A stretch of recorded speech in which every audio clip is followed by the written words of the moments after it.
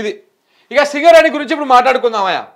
సింగరేణి గురించి మాట్లాడుకుందాం. ఇక్కడ చూడండి, సింగరేణి గనుల పాపం కేంద్రానిదే, మోడీ సర్కార్ పై నెట్టేసిన డిప్యూటీ సీఎం బట్టి విక్రమార్క. వేలాన్ని అడ్డుకుంటామన్న బట్టి రాష్ట్రానికి నష్టం చేశారంటూ ఆగ్రహం. ఇది చెప్తే కదా దొంగలు పడ్డ ఆరణలకు కుక్కలు మురిగినట్టు ఉంటుంది మన పరిస్థితి. దొంగలు పడ్డాయి అయిపోయినాయి, అది మొత్తం దోసుకొని పోయినాక ఇవి అప్పుడు మురుగుతాయి.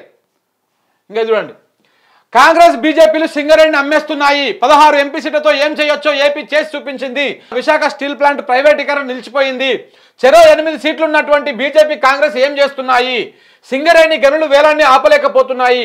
బొగ్గు గనుల వేలం వద్దంటూ కేసీఆర్ లేక నాడు రేవంత్ రెడ్డి కూడా కేంద్రానికి విజ్ఞప్తి. ఇప్పుడు వ్యతిరేకత ఏమైంది? కాంగ్రెస్ బీజేపీల పైన కేటీఆర్ ఫైర్ అయ్యిండు.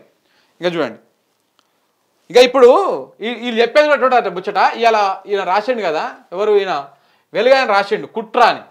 ఈ కుట్రలో వీళ్ళు కూడా భాగస్వామ్యమే. ఎవరు? కాంగ్రెస్ వాళ్ళు, వీళ్ళందరూ కూడా.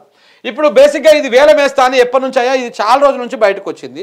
ఓ 4-5 రోజులు అవుతుంది బయటకు వచ్చి కూడా ఈ వ్యవహారం. వేలం అని చెప్పేసి పేపర్లో వార్తలు రావడం ఇట్లాంటివన్నీ కూడా. ఇది ఎప్పుడో ఈ ముచ్చట దాదాపు వారం 10 రోజుల నుంచి పేపర్లో వార్తలు వస్తూనే ఉన్నాయి. బొగ్గు గనులను వేలం వేయాలి, సింగరేణి బొగ్గులను అని చెప్పేసి, సింగరేణి బ్లాక్లను వేలం ఎప్పుడో వస్తూనే ఉంది. ఇది అఫీషియల్గా కూడా 19వ తారీఖు నాడు పెట్టి కూడా 3-4 రోజులు అవుతుంది.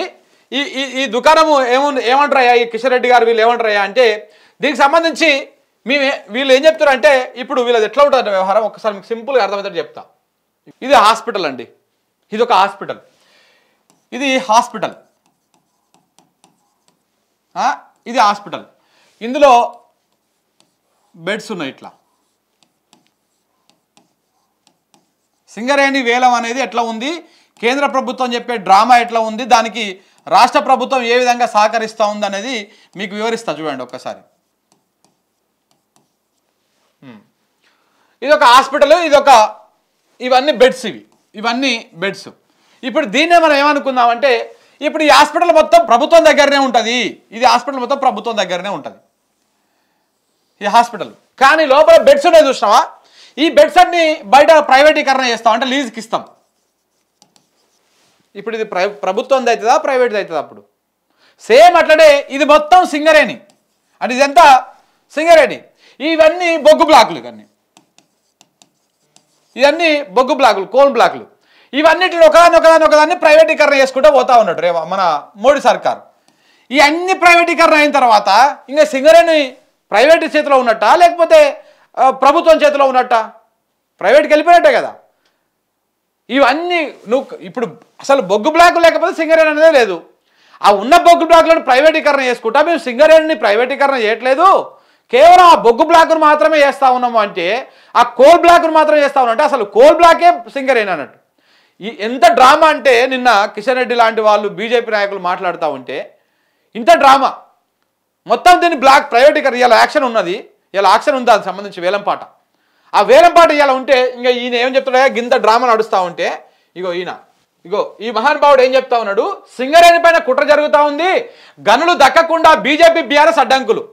కొంచెమైనా ఉండాలి బట్టి గారు, ఏది పడితే అది మాట్లాడొద్దు, ఏం మాట్లాడుతున్నామో సోయి ఉండాలి మనకు. ఇంకా చూడు, డిప్యూటీ సీఎం బట్టి విక్రమార్క ఫైర్ అంట, మళ్ళీ ఇంకిలా ఫైరు. సన్నిహితుల కోసం సింగరేణి ప్రయోజనాలను కేసీఆర్ బలిపెట్టిండు.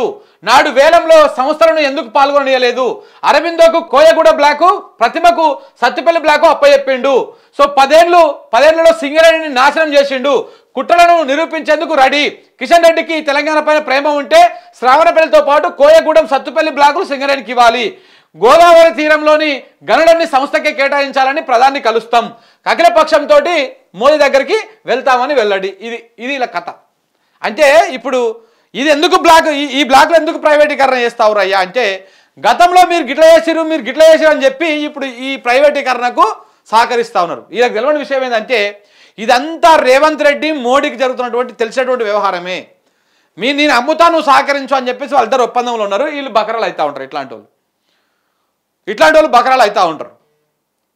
వీళ్ళు ఇవాళ వేలం ఉంటే ఈయన ప్రధాని దగ్గరికి అంటే అఖిలపక్షాన్ని తీసుకొని పోతారట. ఎప్పుడు పోతావు సార్? ఇంకెన్నేళ్ళకి పోతావు?